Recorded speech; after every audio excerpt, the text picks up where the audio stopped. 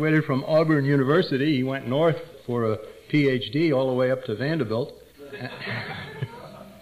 Served in the U.S. Army, taught in high school and college at graduate levels, and recent years has devoted himself to independent research, writing, and historical. He's produced 14 books, 500 articles, and so on, some of which we've published in our publications over the years. He's a good friend of ours, and we're anxious to hear from him on the subject of the bashing of George Washington. So, Dr. Clarence Carson, please come up.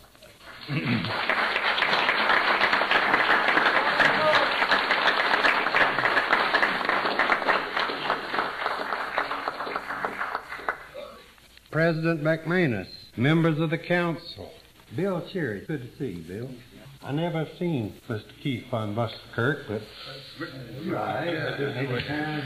good to see you. I just want to get out in front right away that I'm not going to bash George Washington, in case you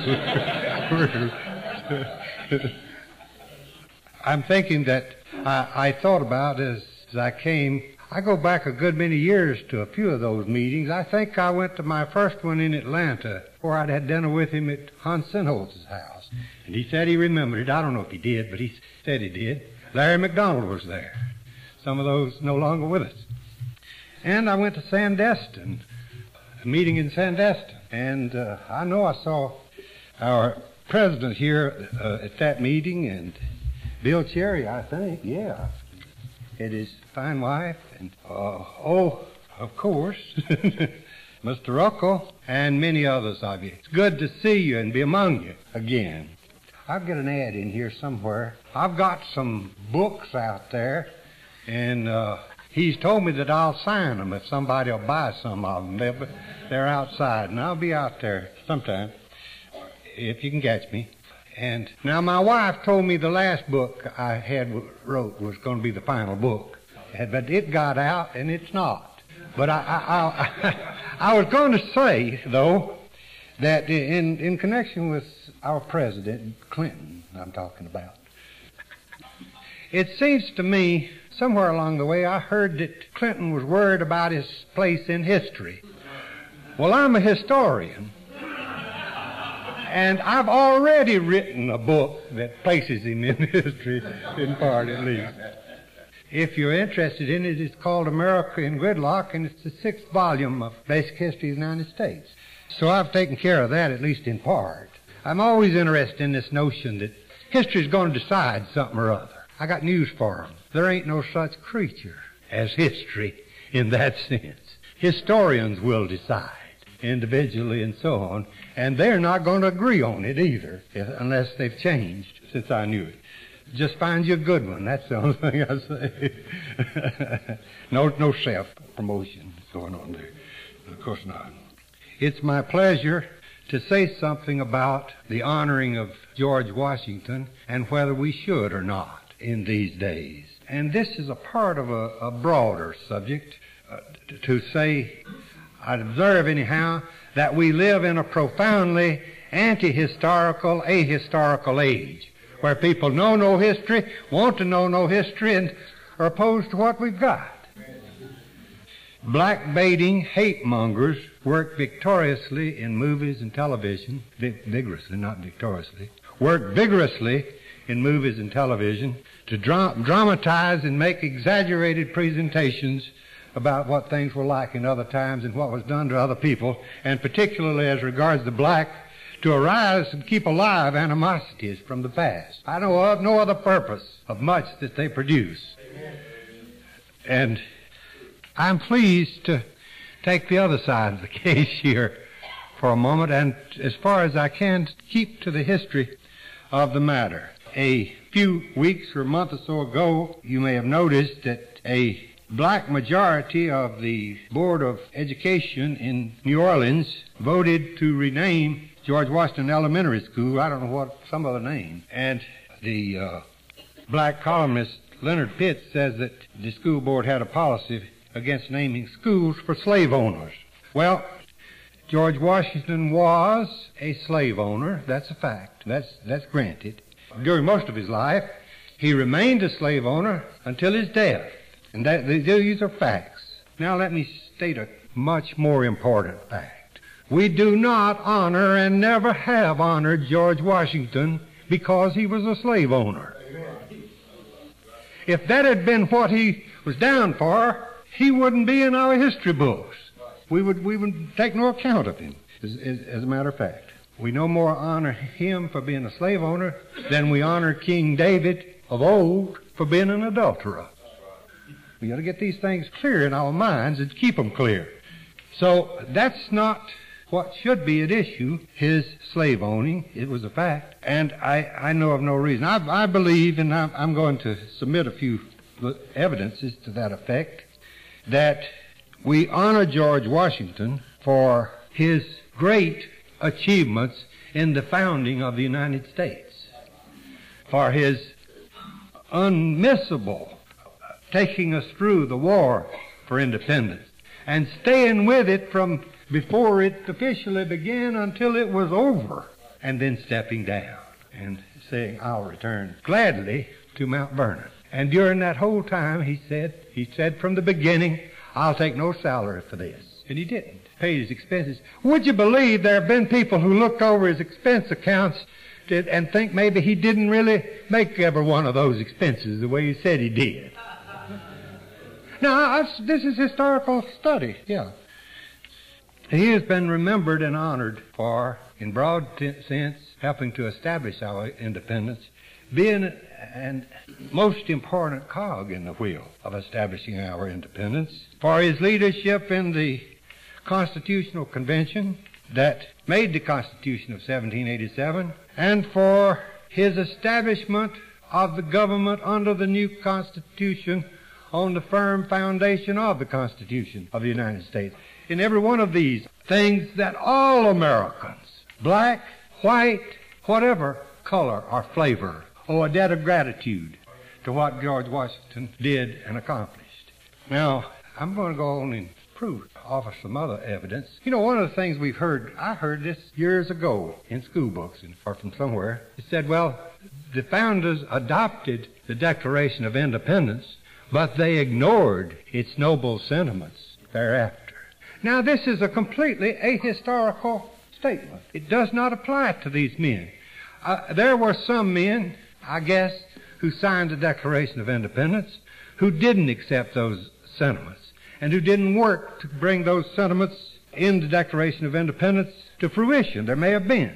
But by and large, in the years following the Declaration of Independence, in the 1780s, an ongoing strong movement was afoot to get rid of slavery in the United States. And it was led by these same people and under that impetus. And so that's the first thing I want to say. I want to say, first of all, that George Washington, I want to emphasize again, that George Washington led us to independence, to getting our independence recognized from Britain. And as soon as that independence, or even before that independence had been established, within the states, the movement toward either abolishing slavery or reducing its impact or gradually getting rid of it was well underway, and I'll submit some of the evidence for it. Washington, if we're talking about his part in this, his part primarily was as a soldier, as commander-in-chief of the armed forces of the Continental Army. That was his role in setting the stage for these events rather than directly, visibly participating in them. He was quite busy with affecting the independence.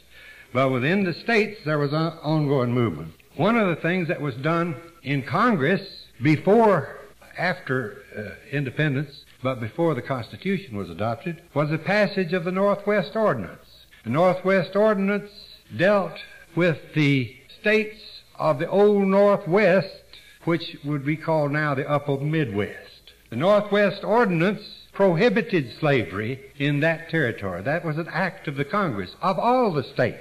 You're saying they ignored it. An act of Congress prohibited slavery in those states.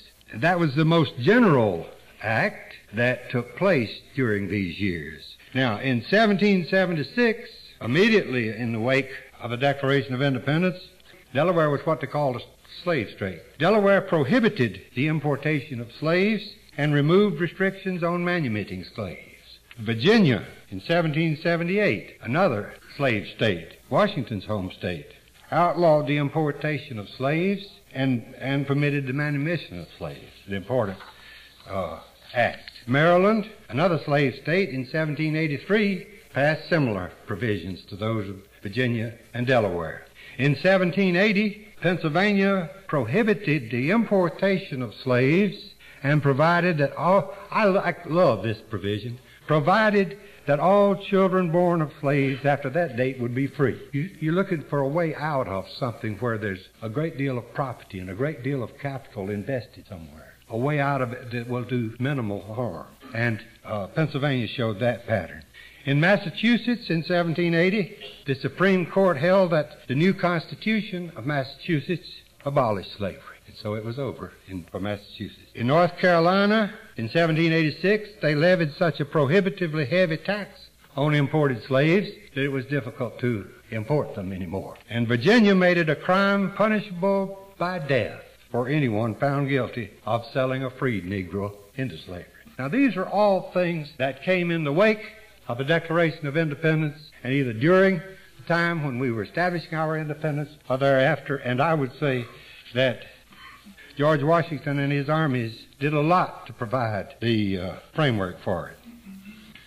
But what about Washington himself? As a slave owner, what did he do? Well, all the evidence I've seen says that, first of all, he was a model man in his treatment of those slaves that he had.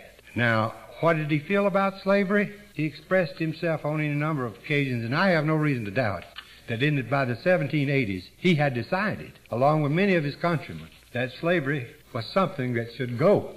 He wrote to Robert Morris of Pennsylvania, Philadelphia, in 1786, and he says, "There is not a man living who wishes more sincerely than I do to see a plan adopted for the abolition of slavery. There is only one proper and effectual mode by which it can be accomplished, and that is by legislative authority." Now, I'll return to this point later on. "And this, so far as my suffrage shall go," that is, as far as what he can vote and do, "shall never be wanting." In other words, he'd give all the support he could give to legislative authority to do it.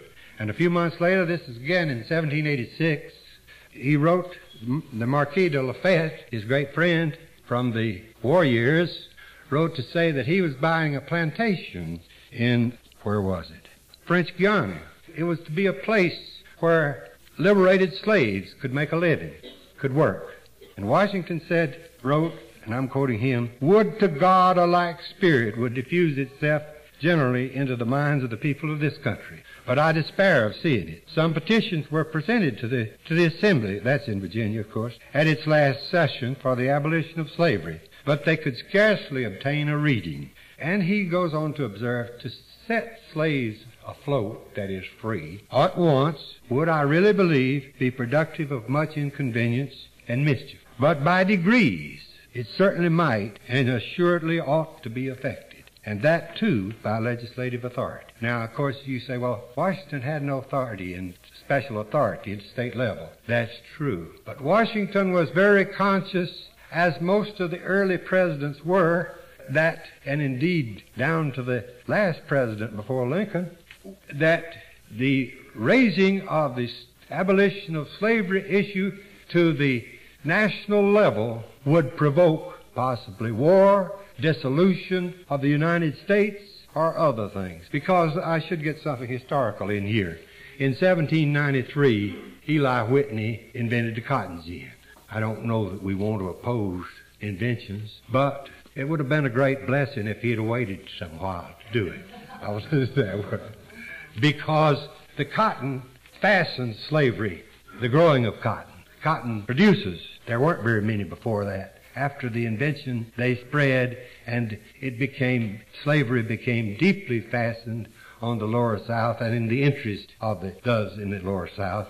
And so what could have been done perhaps earlier, after 1793, became harder and harder to do. And that we have to take into account when we're talking about it, and that's historical. So don't blame Thomas Jefferson. He didn't like slavery either, though he had slaves. And don't blame the sentiments of the Declaration of Independence. You want to find something to blame the cotton gin. Well, Not really. They did that during the war, Civil War, the war. Of course it was the Civil War. All right. Or the War for Southern Independence. Yes, good. Okay. What about Washington and his own slaves?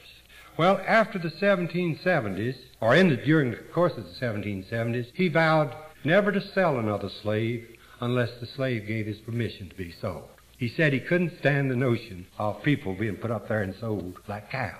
And as far as we know, he didn't sell any more during his lifetime. He tried to think of what he could do to end slavery in his own domain, and he finally concluded that he would take care of it in his will.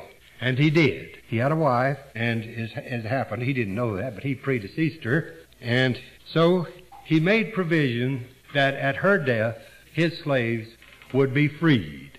Now, he wasn't just going to turn them loose out there. He said that all the able-bodied slaves, grown able-bodied slaves, they would be freed, and it would be expected that they could make their own way. The older slaves no longer able to work, and the children who had no parents, he would make provision for.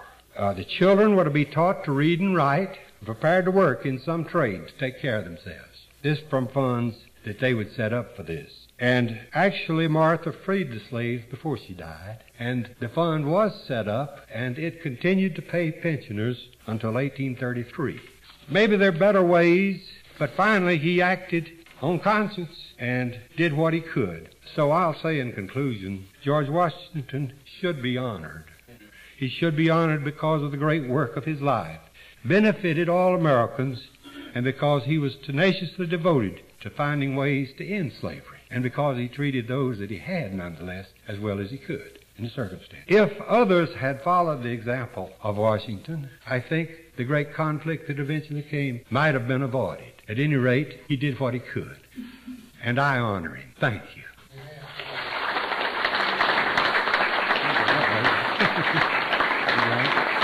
Thank you.